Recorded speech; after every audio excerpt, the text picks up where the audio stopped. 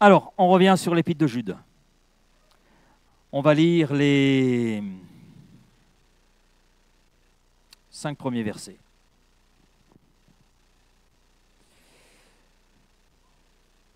Il est facile à trouver, l'épître de Jude. C'est juste avant l'Apocalypse. Donc, c'est après la 3e épître de Jean. Entre Jean et l'Apocalypse. Jude, serviteur de Jésus-Christ et frère de Jacques, à ceux qui ont été appelés, qui sont aimés de Dieu le Père, et gardés par Jésus-Christ. Que la miséricorde, la paix et l'amour vous soient multipliés. Bien-aimés, alors que je désirais vivement vous écrire au sujet de notre salut commun, je me suis senti obligé de vous envoyer cette lettre pour vous exhorter à combattre pour la foi qui a été transmise aux saints une fois pour toutes. Car il s'est glissé parmi vous certains hommes dont la condamnation est écrite depuis longtemps, des impies qui changent la grâce de notre Dieu en dérèglement et qui renient notre Maître et Seigneur Jésus-Christ. Je veux vous rappeler, à vous qui savez fort bien toutes ces choses, que le Seigneur, après avoir sauvé le peuple et l'avoir tiré du pays d'Égypte, fit ensuite périr les incrédules. Bon, ce serait dommage d'en rester là, on poursuit. Qu'il a réservé pour le jugement du grand jour, enchaîné éternellement par les ténèbres, les anges qui n'ont pas gardé leur dignité, mais qui ont abandonné leur propre demeure. Que Sodome et Gomorrhe et les villes voisines, qui se livrèrent comme eux à la débauche et à des vices contre nature, sont donnés en exemple, subissant la peine du feu éternel. Moi je dis Amen, même si c'est un peu dur ce que dit Jude, mais ce qu'il dit est la vérité, c'est inspiré de Dieu. Nous avons vu il y a 2 semaines de cela, donc la pertinence de la lettre de Jude, ce qu'écrit Jude, et son objectif est à la fois d'avertir, il l'exprime, mais aussi d'encourager les chrétiens, d'encourager les églises, donc à préserver la vérité, à savoir Christ, qui est l'unique médiateur entre Dieu et les hommes, la parole de Dieu telle qu'elle a été donnée, telle que Dieu nous la révèle, et à travers elle, Dieu révèle qui il est, il révèle également sa volonté. Et Christ et sa parole, dans le cœur de Jude et pour Jude, constituent un trésor précieux sur lequel nous devons être là vigilants. Il y a la part de Dieu, c'est vrai, mais il y a notre part, notre responsabilité. Et c'est un trésor, dit Jude, un trésor qu'elle a attaqué par des loups ravisseurs, des loups déguisés en agneaux, qui se sont infiltrés dans les églises, pas simplement dans l'église, mais dans les églises, et qui deviennent des agents de l'adversaire. C'est pourquoi nous avons besoin d'être vigilants, de demander à Dieu le discernement afin que la vérité, aussi bien dans nos vies que dans l'Église, soit préservée. Amen. Ça, c'est ce que nous avons vu. Maintenant, on va plus loin aujourd'hui. Verset 1er, Jude, serviteur de Jésus-Christ et frère de Jacques. Donc là, l'écrivain, l'auteur de cet épître, signe de son nom Jude. En hébreu ou en grec, on peut traduire aussi par Judas. Et c'est très intéressant. Je ne sais pas si c'est une simple coïncidence ou s'il faut discerner une leçon, mais j'ai relevé cela parce que celui qui écrit un livre sur l'apostasie qui se glisse dans l'Église porte le même nom que le disciple qui a trahi Jésus. Je ne sais pas si vous avez remarqué cela, mais moi je l'ai constaté. Je l'ai constaté. Il y a c'est le même nom. Et puis j'ai trouvé qu'il y avait une autre coïncidence, c'est que les deux ont été des proches de Jésus, et très proches de Jésus. Les deux, nos deux Judas. Judas Iscariote était un disciple de Jésus, il l'a suivi pendant un peu plus de 3 ans et demi, Et il a mangé avec Jésus, il a dormi, bivouaqué avec Jésus, il a entendu l'enseignement de Jésus, il a fait partie de ceux qui ont été envoyés par Jésus avec l'autorité de Jésus pour accomplir des choses extraordinaires. Il a fait partie de cette équipe. Donc, il a vu des choses extraordinaires, il y a participé, il a été acteur à d'autres moments. Donc, il a été là très proche de Jésus. Et puis, Jude, eh bien, il se présente comme frère de Jacques. Alors, la question qui se pose, c'est qui est Jacques? Parce qu'en fait, il y en a plusieurs dans la Bible des Jacques, dans le Nouveau Testament. Eh bien, Jacques, c'est le frère de Jésus. Quand il dit frère de Jacques, il parle de Jacques, frère de Jésus, comme lui-même, Jude est frère de Jésus. Alors, c'est vrai que l'Église catholique affirme que Marie était vierge, une vierge perpétuelle. Le problème, c'est que la Bible ne nous dit pas ça. La Bible nous dit que Marie et Joseph ont eu des enfants après que Marie eut donné naissance au premier qui a été Jésus. Marie ne pouvait à partir de là ne plus être une vierge perpétuelle. Ça, c'est une hérésie élaborée par l'Église catholique romaine et qui est en totale contradiction avec les textes bibliques, avec la parole de Dieu elle-même. Matthieu 13, verset 53, lorsque Jésus eut achevé ses paraboles, il partit de là, s'était rendu dans sa patrie, il y avait certainement des prairies, il enseignait dans la synagogue de sorte que ceux qui l'entendirent étaient étonnés, disaient « D'où lui viennent cette sagesse et ces miracles? N'est-ce pas le fils du charpentier? N'est-ce pas Marie qui est sa mère? Jacques, Joseph, Simon et Jude, ne sont-ils pas ses frères et ses sœurs ?» C'est un pluriel, donc 2 minimum. Pour qu'il y ait un pluriel, il faut qu'il y en ait 2. Mais il y en a peut-être eu 3, peut-être eu 4. Donc, et ses sœurs ne sont-elles pas ici parmi nous? Et il était pour eux une occasion de chute. Mais Jésus leur dit, un prophète n'est méprisé que dans sa patrie, parmi ses parents et dans sa maison. C'est la réalisation de ce qui a été annoncé dans le psaume 69, verset 9, « Je suis devenu un étranger pour mes frères, un inconnu pour les fils de ma mère. » On a la réalisation, dans ce qui est là exprimé par Jésus, de ce qui a été prophétisé dans le psaume 69. Donc le fait que Marie ait eu d'autres enfants, ça ne dérange que l'Église catholique romaine en fait. Parce que ça ne dérangeait pas Matthieu, ça ne dérangeait pas Marc, ça ne dérangeait pas non plus l'apôtre Paul. Il n'était pas dérangé par cela. Il le dira, Galates chapitre 1er, verset 19, « Mais je ne vis aucun autre des apôtres, si ce n'est Jacques, le frère du Seigneur. » Donc, Paul n'était vraiment pas dérangé par cela. 1 Corinthiens 9, verset 4, « N'avons-nous pas le droit de manger et de boire? N'avons-nous pas le droit de mener avec nous une sœur qui soit notre femme, comme font les autres apôtres, les frères du Seigneur, et Céphas ?» Et là, il ne s'agit pas de cousins ou de gens éloignés, c'est frères dans la chair. Les textes sont clairs. Donc, dans les versets qui sont là cités, Jacques et Jude sont répertoriés comme étant les frères de Jésus. Et Jacques, parce que vous avez remarqué, mais Jude ou Judas ne dit pas frère du Seigneur, il dit frère de Jacques. Frère de Jacques. Pourquoi? Tout simplement parce que Jacques était une personnalité, un pilier dans l'Église. C'était quelqu'un qui avait une importance dans l'Église. Il était l'un des leaders, l'un des dirigeants de l'Église de Jérusalem. Et nous savons que Jacques a eu un rôle exceptionnel dans cette Église de Jérusalem. On voit cela dans Acte 12, Acte 15, Acte 21. Et Paul lui attribue d'ailleurs un titre de colonne de l'Église, en Galates 2,9. Donc, on voit l'importance que revêtait Jacques. Et bien sûr, tout le monde dans l'Église connaissait Jacques. C'est pourquoi Jude n'avait qu'à donner le prénom de Jacques pour être identifié. Puisque tout le monde connaissait Jacques, en disant « Jude, frère de Jacques », ses auditeurs étaient là dans la compréhension « Ok, on sait qui est Jacques, donc on sait qui tu es ». Le rapprochement était vite fait. Vous allez me dire, mais il aurait pu dire frère de Jésus.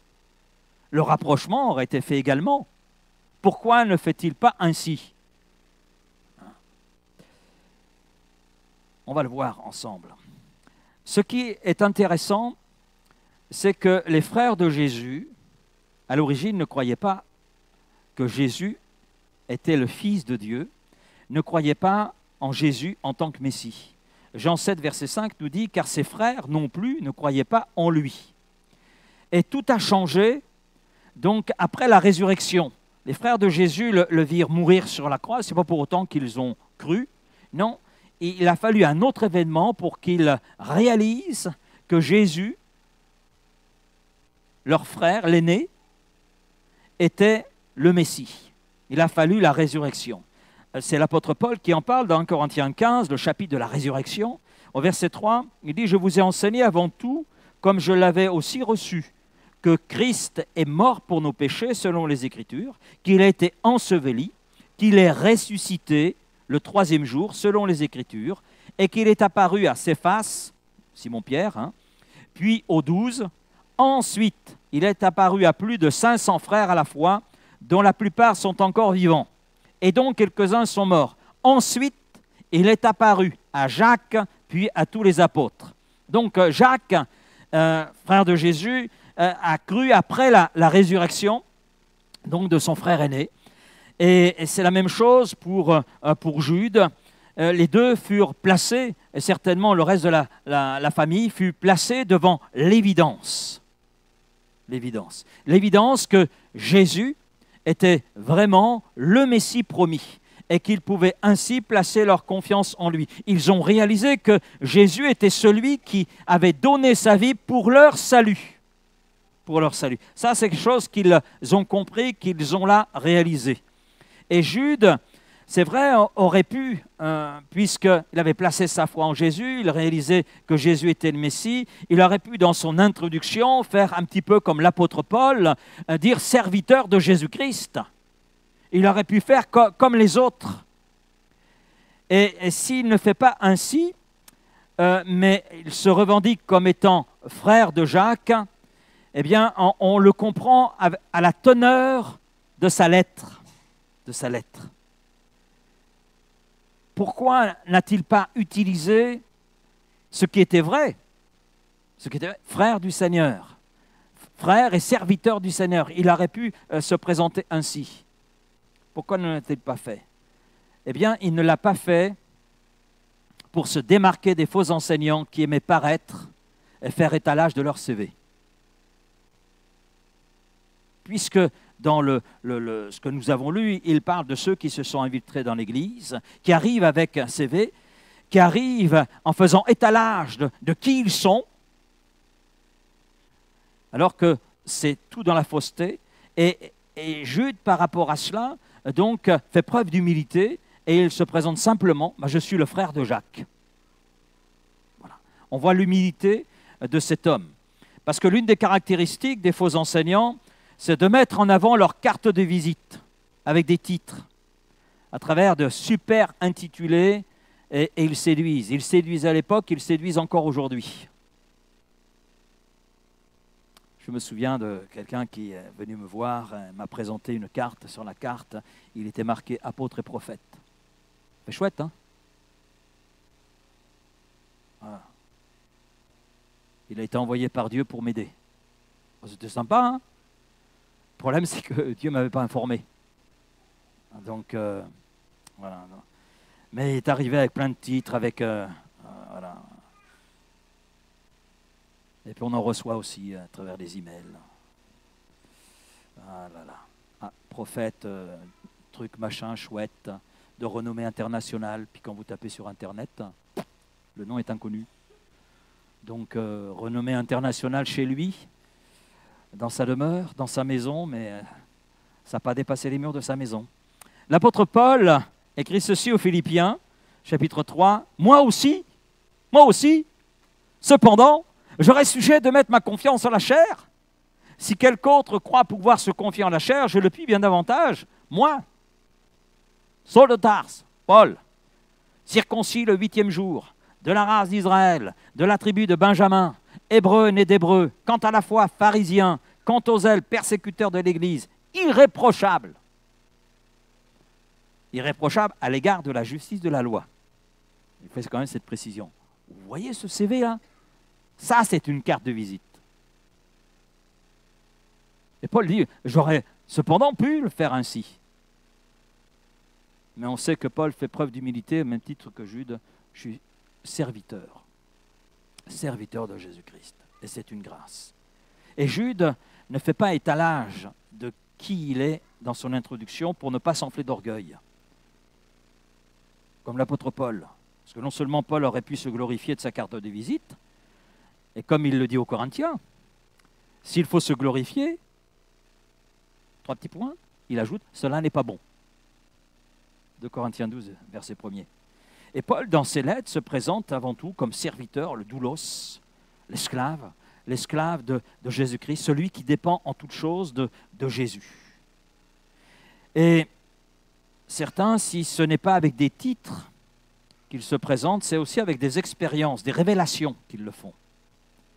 Et cela impressionne, parce que dans beaucoup de cœurs, il y a une recherche du spectaculaire. Et aujourd'hui, dans les milieux chrétiens, on aspire à du spectaculaire, à du show. Comme à l'époque de Jésus, montre-nous un miracle. On en est encore là aujourd'hui, même dans l'église de Jésus-Christ. Et sur ce sujet, ce que dit Paul est très intéressant, toujours dans 2 Corinthiens 12. J'en viendrai néanmoins, s'il fallait se glorifier, j'en viendrai néanmoins à des visions et à des révélations du Seigneur. Et là, il ajoute, je connais un homme en Christ, qui fut, il y a 14 ans, ravi au 3e ciel. Si ce fut dans son corps, je ne sais. Si ce fut hors de son corps, je ne sais. Dieu le sait. Et je sais que cet homme, si ce fut dans son corps ou sans son corps, je ne sais, Dieu le sait, fut enlevé dans le paradis, et qu'il entendit des paroles ineffables qu'il n'est pas permis à un homme d'exprimer. Je me glorifierai d'un tel homme, mais de moi-même, je ne me glorifierai pas, sinon de mes infirmités. Si je voulais me glorifier, je ne serais pas un insensé, car je dirais la vérité, mais je m'en abstiens, afin que personne n'ait à mon sujet une opinion supérieure à ce qu'il voit en moi ou à ce qu'il entend de moi. Et pour que je ne sois pas enflé d'orgueil à cause de l'excellence de ces révélations. Et il ajoute, il m'a été mis une écharpe dans la chair, un ange de Satan pour me souffleter et m'empêcher de m'enorgueillir. Alors on comprend effectivement, je connais un homme en Christ, on sait que c'est lui. Mais il ne veut pas se mettre en avant quelques révélations, quelques expériences spirituelles. Et puis, quand on regarde le sermon sur la montagne, on a des gens qui viennent, qui présentent des expériences au Seigneur. N'avons-nous pas chassé les démons en ton nom? N'avons-nous pas fait des miracles en ton nom? N'avons-nous pas fait ceci en ton nom? N'avons-nous pas fait cela en ton nom? Et que dit le Seigneur? Retirez-vous de moi. Je ne vous ai jamais connu. Waouh, c'est bien, je ne vous ai jamais connu. Donc je ne sais pas qui vous êtes. Je vous ignore. Vous n'êtes pas dans le livre de vie. C'est terrible d'entendre ça. Retirez-vous de moi, vous qui commettez l'iniquité. Et c'est vrai que Paul aurait pu se glorifier des révélations auxquelles il avait part, mais comme il le dit, même si je le fais, je dis la vérité, ce qui sous-entend que chez certains, ce n'est pas la vérité, mais c'est de l'inventer pour impressionner. C'est ce que ça veut dire. Donc Paul dit, je m'en abstiens, afin que personne n'ait à mon sujet une opinion supérieure à ce qu'il voit en moi ou à ce qu'il entend de moi. Et Paul est cohérent dans son enseignement. Il dit, nous sommes une lettre vivante. L'essentiel, ce n'est pas les révélations, ce n'est pas tout ce que l'on peut recevoir. Il y a des révélations, si on les reçoit, amen, mais c'est pour nous. Comme dit Paul, il y a des choses qui ne se partagent pas. Et puis, le risque était pour l'apôtre Paul de s'enorgueillir, de se perdre et de nuire ainsi à l'œuvre de Dieu. Et cela, Paul ne le voulait pas. Et c'est la même chose pour Jude. Et puis Jude se présente comme étant le frère de Jacques, parce qu'il ne veut pas mettre le projecteur sur sa personne, mais on le comprend tout à fait à la lecture de son épître, qu'il met les projecteurs sur Jésus. Ce n'est pas sur lui, c'est sur Jésus qu'il veut mettre les projecteurs. Il était humble. Et d'ailleurs, il se définit dans la suite comme serviteur de Jésus-Christ. Un esclave volontaire de Jésus. Il montre par là toute son obéissance et sa dépendance de Jésus. Et Jude a consacré sa vie à servir Jésus et il était manifestement humble. Donc son but n'était pas de se mettre lui en avant, de mettre les projecteurs sur sa personne, mais de mettre en avant Jésus-Christ, le seul par qui le pécheur trouve le salut.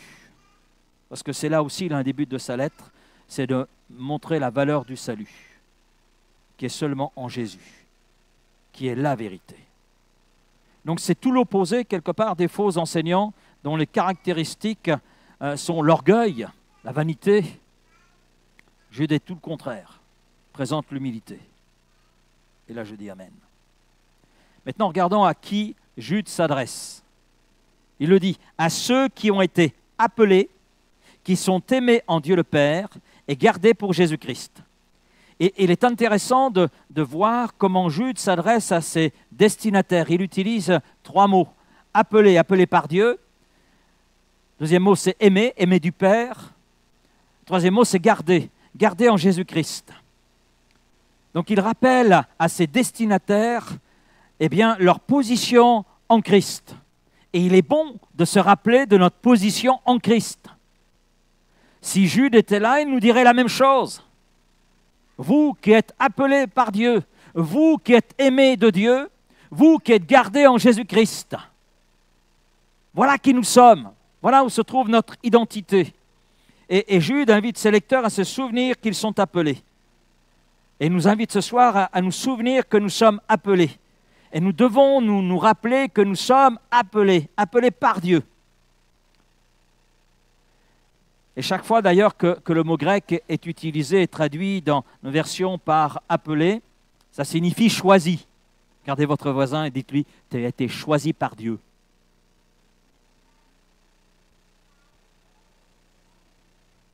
Ah oui? On n'est pas là par hasard. Dieu nous a choisis de toute éternité. Et en tant que chrétiens, nous sommes appelés par Dieu. Cela signifie que nous sommes choisis par Dieu. Quel privilège! Vous pouvez à nouveau regarder votre voisin. Je ne comprends pas pourquoi tu es choisi par Dieu.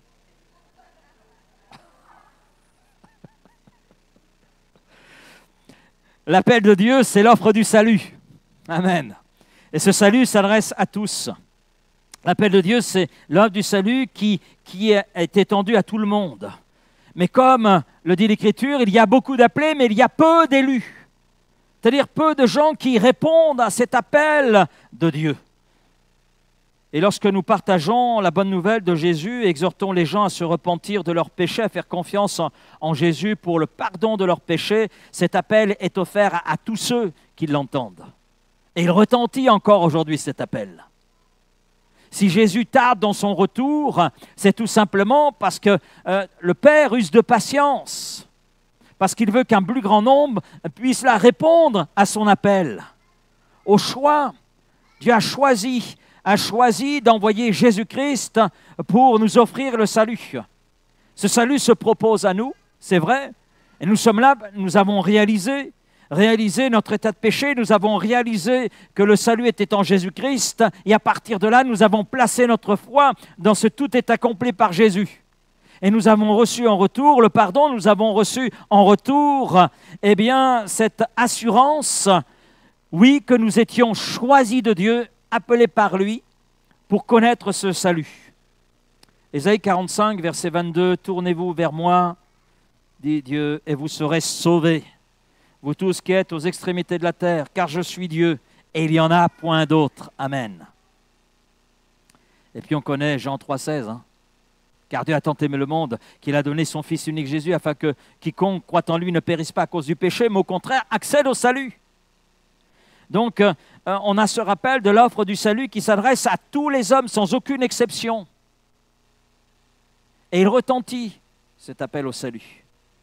Et cet appel au salut s'adresse à tous les hommes, on le comprend parce que tous les hommes sont pécheurs. Et le péché fait que nous sommes privés de cette éternité avec Dieu. Et c'est là quelque chose de terrible. Ce qui veut dire qu'à l'appel de Dieu, il n'y a qu'une réponse possible. Oui ou non. Oui ou non. Si tu n'as pas encore répondu oui, je t'invite à le faire. 2 Corinthiens 2, verset 15. Nous sommes en effet pour Dieu la bonne odeur de Christ. Amen. Une bonne odeur de Christ parmi ceux qui sont sauvés et parmi ceux qui périssent. Aux uns une odeur de mort donnant la mort, aux autres une odeur de vie donnant la vie. Et qui est suffisant pour ces choses? Le message de l'Évangile est un parfum de mort pour ceux qui le rejettent, ceux qui disent non. Pour eux, l'Évangile est irrecevable. Parler du péché, du salut, de la vie nouvelle en Jésus-Christ, ça les répugne.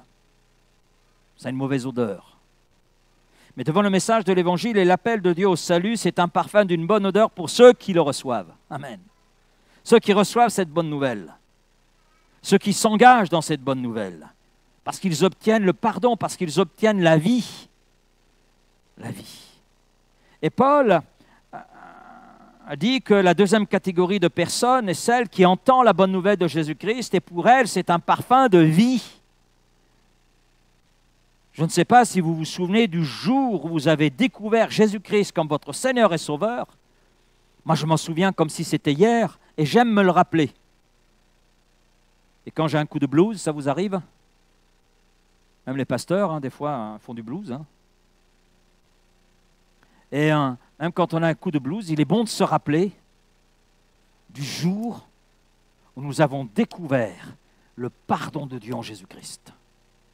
Oui. Et on est là, attiré par la bonne nouvelle. Amen. Être appelé par Dieu signifie, comme nous venons de l'expliquer, être choisi par Dieu pour le salut. Et tous les hommes entendent d'une manière ou d'une autre, à un moment donné, cet appel de Dieu. Mais l'appel de Dieu ne s'arrête pas là. Dieu appelle les siens, c'est-à-dire ceux qui ont répondu à cet appel au salut, il les appelle à se séparer, à se sanctifier. Et Dieu les prépare ainsi pour son dessein éternel. Romains 8, 30. Ceux qu'il a prédestinés, il les a aussi appelés. Ceux qu'il a appelés, il les a aussi justifiés, rendus justes. Amen. Ne cherchez pas mes péchés, j'ai été justifié. Christ s'en est chargé.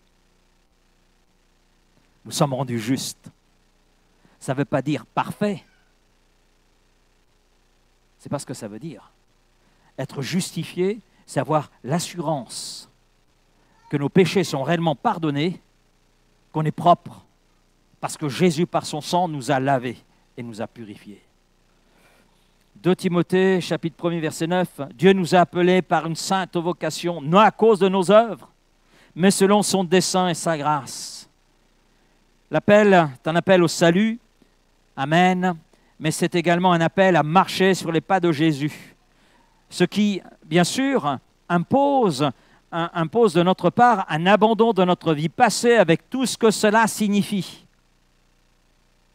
Et c'est souvent dans ce deuxième aspect de l'appel de Dieu qu'il y a un problème. Chez trop de chrétiens, la rupture avec le monde n'est pas visible. N'est pas visible. Parce que celui qui dit qu'il demeure en lui, en Christ, doit marcher aussi comme il a lui-même marché. 1 Jean chapitre 2, verset 26. Donc il est clair que Jésus n'a pas recherché le confort, il n'a pas recherché sa sécurité, il le dira lui-même. Je n'ai pas d'endroit où reposer ma tête. Mais le désir de son cœur était d'accomplir dans les moindres détails la volonté de son Père. Et cela, quel qu'en soit le prix. Et Jésus a pu mesurer le prix à payer. Et il le dira à Gethsémane. Père, si tu pouvais éloigner cette coupe, toutefois, non pas ce que je veux moi, mais ce que tu veux toi. Et c'est une prière qui a été répétée, un appel de Jésus, parce qu'il est là placé devant quelque chose de grand, un sacrifice qui coûte et qui lui a coûté la vie. Et Jésus nous dit ceci, celui qui voudra sauver sa vie la perdra, mais celui qui la perdra à cause de moi la sauvera. Donc là, Jésus parle d'un choix radical entre deux manières de vivre. Soit je vis pour le monde, soit je vis pour Christ. Sauver sa vie. Celui qui voudra sauver sa vie la perdra. Sauver sa vie, on comprend très bien, c'est en relation avec une vie selon le monde, selon les principes de ce monde, selon la culture, selon ce qui est là, selon ce qui anime les cœurs qui sont là autour de nous. Cela signifie vouloir garder le contrôle de sa vie, chercher la sécurité, le succès, le confort personnel et fuir la souffrance, fuir la croix. Le résultat, Jésus nous le donne. Celui qui voudra sauver sa vie, en réalité, la perdra. Donc le résultat est clair, on risque de perdre sa vie éternelle, car on vit pour soi et non pour Dieu. Et puis Jésus enchaîne, mais celui qui perdra sa vie à cause de moi, la sauvera. Perdre sa vie pour Christ. Cela signifie abandonner sa propre volonté. Amen. Renoncer à ses propres ambitions, à ses propres désirs. Renoncer à soi-même pour que Christ brille en nous et pour le suivre. Et le résultat, eh bien, on trouve la vraie vie. Une vie qui a du sens. Une vie qui a pour résultat la vie éternelle. Amen. Galates 5, 16, marchez selon l'Esprit et vous n'accomplirez pas les désirs de la chair. Donc il s'agit de laisser le Saint-Esprit en nous, guider nos décisions, nos comportements et rechercher une transformation intérieure. Et dans ce domaine, on n'en a pas fini. Enfin, je ne sais pas pour vous, mais je vais parler de ce qui me concerne. Il y a encore du boulot. Vous n'osez pas dire Amen. Mais moi, je le sais qu'il y a du boulot. Nous sommes aimés par Dieu le Père. Donc après l'appel vient la révélation de l'amour divin, d'un amour qui est profond, d'un amour qui est éternel. Parce que l'amour de Dieu n'est pas l'amour comme on le voit dans le monde. Je t'aime un peu, beaucoup, passionnément, à la folie et plus du tout. Non, ce n'est pas l'amour Kleenex. Ce n'est pas l'amour micro-ondes. C'est un amour éternel, un amour profond. Et il est bon de se reposer, c'est vrai, sur le fait que nous sommes appelés par Dieu, mais il est bon aussi de réaliser que nous sommes aimés par Dieu le Père. Et ça, c'est une chose incroyable. Parce qu'en réalité, qui sommes-nous pour être aimés du Père? De Dieu le Père. Et pour des raisons quelque part que nous ignorons. Pour ma part, j'ignore. Peut-être que vous avez une révélation là-dessus.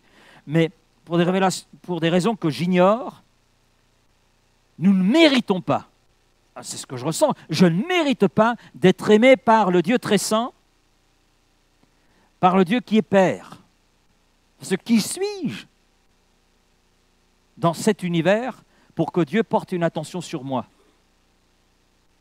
Ce qui me rassure, c'est que vous pouvez dire la même chose. C'est vrai quand on regarde. Qui sommes-nous pour que Dieu, le Père, porte une attention particulière sur chacun d'entre nous? Ce n'est pas sur nous dans l'ensemble, c'est chacun d'entre nous. Il nous connaît en particulier, nous aime en particulier. Alors que nous étions encore ennemis de Dieu, marqués et dominés par le péché, donc pleinement méritant les temps de feu, eh bien, nous étions aimés de Dieu. Romains 5, 8. Et l'amour de Dieu le Père, pour nous, dépasse notre entendement. Moi, ça me dépasse. Et en plus, avec Jean 3, 16, car Dieu a tant aimé le monde. Donc il y a une intensité, il y a une grandeur, une profondeur, il y a une intensité. Et l'intensité, on la voit dans la suite de ce verset, il a donné son Fils Jésus. On voit l'intensité de l'amour de Dieu le Père pour chacun d'entre nous. Alors certaines versions disent « aimer de Dieu le Père », comme la Bible de Jérusalem, la Bible du Semeur. Mais d'autres versions disent « bien-aimé dans ou en Dieu le Père ». c'est le cas de la seconde, second révisé dit la Colombe, ou la Bible d'Arby, par exemple. Et pourquoi ces deux traductions? Parce que les deux ont raison. Les deux ont raison. Nous sommes aimés de Dieu le Père, et nous sommes aimés dans et en Dieu le Père. Et cet amour n'est pas basé sur nos mérites, rien de tout cela. Et on peut traduire par, c'est vrai, de Dieu et dans ou en Dieu, parce que la nature même de Dieu, c'est qu'il est amour. Il est amour. Il est. Il est. Dieu est amour. 1 Jean 4,8. Il est amour. Et nous l'aimons parce qu'il nous a aimés le premier. 1 Jean 4,19. C'est lui qui a fait l'effort. Et cet amour nous donne à nous, croyants, une identité stable. Combien de gens autour de nous ne savent même pas qui ils sont? Mais nous, en tant qu'enfants de Dieu, nous savons qui nous sommes. Nous sommes aimés de Dieu. Des enfants bien-aimés de Dieu le Père. Des enfants bien-aimés en Dieu. C'est-à-dire que nous avons une place dans le cœur de Dieu. Ce n'est pas simplement un amour qui s'est extériorisé, c'est un amour qui est là aussi en lui. Et nous sommes en lui, en raison de la foi que nous avons placée en Jésus-Christ. L'expression « aimer en Dieu le Père » exprime un amour durable, un amour profond, un amour actif. Ce n'est pas un amour sentimental ou un amour conditionnel, mais c'est une alliance d'amour fondée sur l'œuvre parfaite de Jésus-Christ. Amen. Jérémie 31, verset 3, « Je t'ai aimé d'un amour éternel, c'est pourquoi je te conserve ma bonté. » Je t'ai aimé d'un amour éternel, c'est pourquoi je te conserve ma bonté. C'est vrai pour Israël, mais c'est vrai aussi pour l'enfant de Dieu. L'amour de Dieu précède notre foi et notre obéissance. C'est un amour inconditionnel, enraciné dans qui est Dieu, dans la personne même de Dieu. Être aimé du Père, c'est être accueilli, adopté, sécurisé, lorsque nous sommes là dans sa présence. Où fuirais-je loin de toi? Où irais-je loin de toi? Oui, parce que la présence de Dieu permet de découvrir son amour, mais c'est un lieu sécurisant, un lieu d'accueil. Et puis on n'a pas besoin de gagner l'amour de Dieu. Il y a des gens qui cherchent à gagner l'amour de Dieu. On n'a pas à le gagner parce qu'il est là en Jésus-Christ manifesté. C'est un amour qui se reçoit. Ça ne se gagne pas, ça se reçoit. Et cet amour nous donne une identité fondamentale. Je suis un enfant bien-aimé de Dieu le Père. Amen. Oh, vous n'êtes pas convaincu? Bon, regardez votre voisin nouveau, dites-lui, tu es un enfant bien-aimé de Dieu le Père. C'est ton identité. Voilà qui tu es. Si tu ne le sais pas, je te le dis. Amen. Hein? Et dans les temps d'épreuve ou de doute, eh bien, on peut s'appuyer sur cet amour insondable, cet amour vrai et durable. C'est un amour inébranlable. Nous pouvons être ébranlés, mais cet amour-là est inébranlable parce que c'est la nature même de Dieu et c'est un roc ferme et solide. J'en arrive au troisième point. Garder pour ou par Jésus. Donc là, on a cette sécurité spirituelle dans un monde qui est instable. C'est le moins qu'on puisse dire. Hein? Et le verbe grec qui est utilisé est traduit par garder, est très intéressant. Le mot peut être traduit par préserver. Préserver la corruption, par exemple. Protéger d'actions extérieures. Maintenir en sécurité. Et j'ai constaté, dans une petite recherche, que Jude utilise plusieurs fois ce mot. Dans son épître, ce mot a son importance. Dans le verset 6, il l'utilise 2 fois. On le retrouve dans le verset 13 et on le retrouve dans le verset 21. Donc, il est là exprimé plusieurs fois pour rappeler que Dieu veille attentivement sur ses enfants bien-aimés, comme une mère veille sur ses enfants. Demandez à Angélique de vous confier ses enfants. Elle va dire, ce sont les miens, je les garde, je les protège. Voilà. Donc, elle les préserve, elle les protège, elle les maintient en sécurité. Voilà, et les enfants le ressentent. Eh bien, c'est cette position que nous avons en Dieu. Et c'est ce qu'elle est là en train d'exprimer Jude. Maintenant, il va un petit peu plus loin, parce que Angélique est limitée. Physiquement, intellectuellement, voilà, elle a besoin de dormir, donc il y a des moments où ses enfants ne sont plus sous sa protection. Mais Dieu, il ne sommeille pas. À tout instant, à tout moment, nous sommes là, préservés, protégés, en sécurité. Et il y a deux lectures possibles. Là encore, il y a deux lectures possibles. On peut traduire « garder pour Jésus-Christ », garder en faveur d'eux, pour Jésus-Christ. Donc, on peut dire « garder pour Jésus-Christ », donc en vue de son retour, en vue de cette rédemption finale. Et puis, on peut traduire aussi « garder par Jésus-Christ ». On trouve ces deux traductions. Hein. Garder pour Jésus-Christ, c'est la Bible du Sommeur, Louis II en 78, La Colombe. Et puis, garder par le Seigneur, c'est la Bible français courant, Osterwald, etc. Donc, aussi bien des versions anciennes que des versions nouvelles dans les deux cas. Donc, il y a ces deux choses. Garder pour Jésus-Christ, donc en vue de son retour, en vue des événements qui arrivent. Et puis, garder par Jésus-Christ. Amen. Nous ne sommes pas simplement gardés en vue d'un événement à venir, nous sommes gardés par rapport à tout ce que nous traversons aujourd'hui, pour arriver justement à cette finalité. Oh, quelle profondeur, non? Protégé activement par sa puissance. D'ailleurs, Jésus nous le dit dans Jean 10. Dans Jean 10, les versets 28-29, ce chapitre 10, il parle du bon berger, de qui il est, qui garde, qui protège ses brebis, qui n'est pas un mercenaire, mais qui prend soin du troupeau. Il sait où il le conduit, il y a une finalité, où il garde pour, mais aussi garder par. Et le contexte de l'épître de Jude nous éclaire sur ce que Jude veut dire. Parce que Jude, dans les versets qui suivent, écrit sur les dangers qui guettent l'Église, qui guettent tout enfant de Dieu, qui nous guettent les uns et les autres.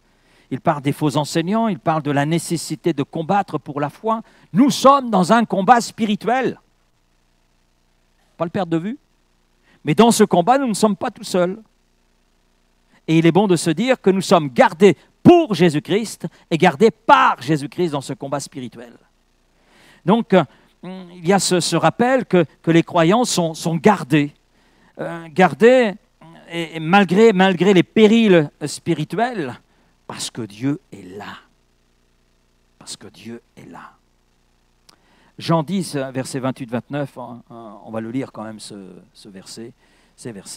Personne ne les ravira de ma main. Les brebis qui sont les brebis de mon troupeau, personne ne les ravira de ma main. Et personne ne peut les ravir de la main de mon Père. Et puis dans 1 Pierre 1,5, Pierre dit ceci, vous êtes gardés par la puissance de Dieu. Vous connaissez les limites de la puissance de Dieu? Si vous connaissez les limites, je veux bien vous écouter. Mais je vous dis d'avance que vous avez tort. La puissance de Dieu, c'est la puissance créatrice de cet univers dans lequel nous sommes. Et puis, tous les matins, quand on se regarde dans la glace, « Oh, que je suis une belle créature, Seigneur, je te remercie. » Mais c'est lui qui l'a voulu. Ben oui, n'ayez pas honte. Non, vous ne le faites pas. Ben si. J'aime Dieu. J'aime Dieu. Non, vous aussi? Donc, si vous aimez Dieu, vous vous aimez aussi. Si vous êtes créature de Dieu, parce que vous êtes aimé de Dieu. Et quand on est aimé de Dieu, on est beau. On est beau. Le Seigneur dit que l'Église est belle. Et c'est nous l'Église. Non? Voilà. Donc vous pouvez vous regarder en disant « Je suis beau ». Hein? Amen. 1 Pierre 1,5, donc vous êtes gardés par la puissance de Dieu au moyen de la foi pour le salut prêt à être révélé. Voilà ce que dit Pierre. Donc il ne s'agit pas là d'une protection passagère, de 3 matins, mais d'une protection spirituelle continue. Et elle va même au-delà simplement d'être spirituelle. Elle est aussi physique, elle est aussi morale. Elle couvre tous les aspects de notre vie. Parce que le Seigneur s'occupe de notre personne dans son entier. Et nous sommes corps, âme et esprit. Et Dieu en Jésus-Christ se préoccupe de la totalité de ce que nous sommes. Et cette protection continuelle de la part de Dieu nous montre que nous ne sommes pas livrés à nous-mêmes, même quand nous traversons des difficultés, où nous pensons, mais où est Dieu? Ben non, il est là. Il te garde. Il est là. Même dans la fournaise, de l'épreuve, la difficulté, il est là avec nous.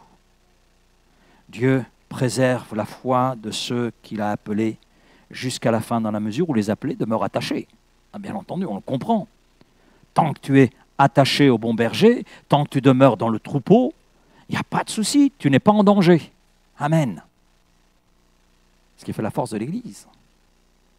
Elle a le bon berger, mais c'est un ensemble qui fait que cet ensemble, même les obstacles, les déchaînements même des ténèbres, ne peuvent pas anéantir. Il y a deux choses à travers l'histoire humaine, deux choses qui ont été considérablement attaquées. La Bible. Jamais un livre n'a été autant combattu que la Bible. Ben, elle est toujours là. Et vous savez quoi? C'est le livre le plus traduit au monde, le plus vendu au monde. Bon, ce n'est pas encore le livre le plus lu au monde, malheureusement. Ensuite, vous avez un deuxième élément, c'est l'Église.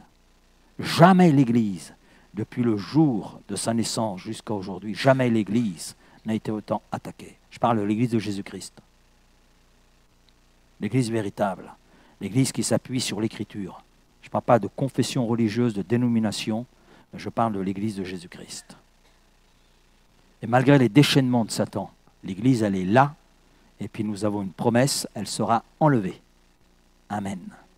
Donc ça veut dire que le diable pourra se déchaîner et faire tout ce qu'il veut. De toute façon, le Seigneur a promis qu'il enlèverait son Église, il l'enlèvera. Et dans sa totalité. Amen. Et puis c'est bon de savoir qu'on n'est pas seul pour affronter les dangers spirituels, les dangers qui sont là devant nous. Dieu nous garde. Et puis même lorsque nous tombons, ça vous arrive de tomber?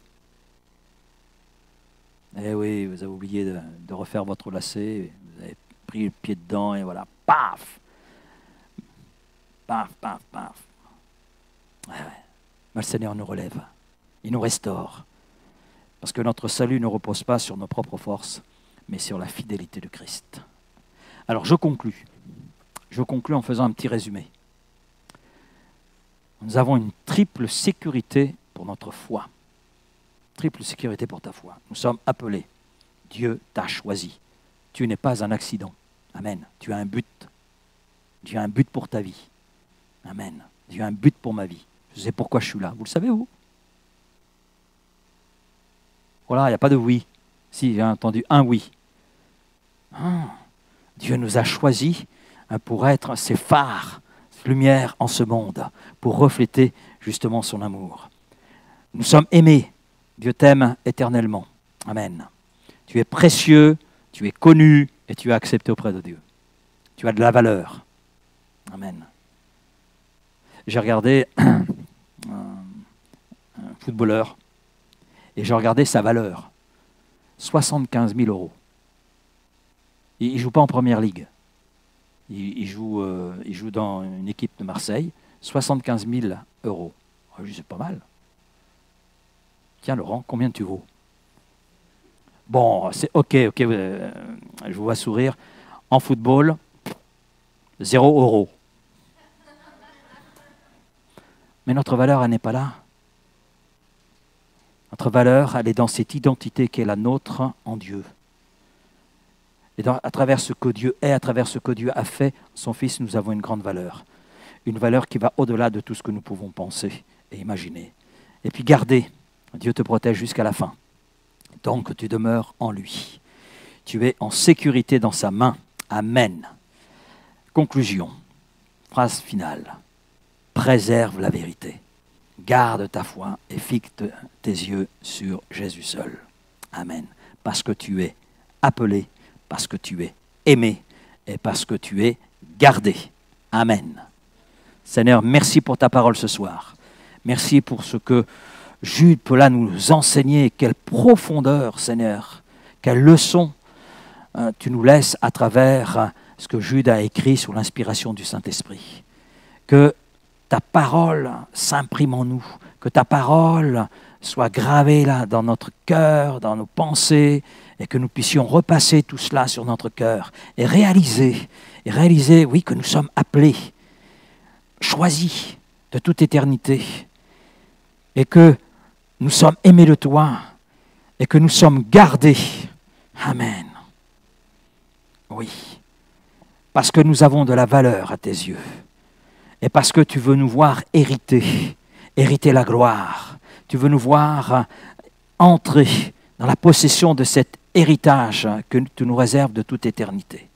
Et je te prie que personne ne se prive. Et je te prie ce soir pour celui qui n'a pas encore dit oui à cet appel au salut, qui n'a pas encore dit oui et qui n'est pas rentré pleinement dans la compréhension de ce salut.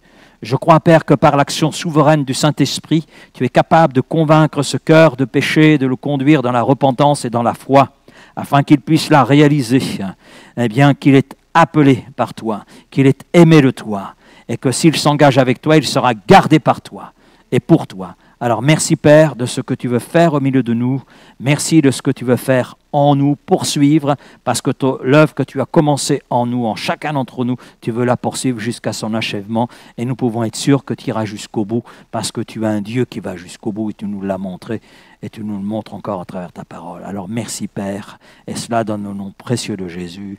Amen. Amen.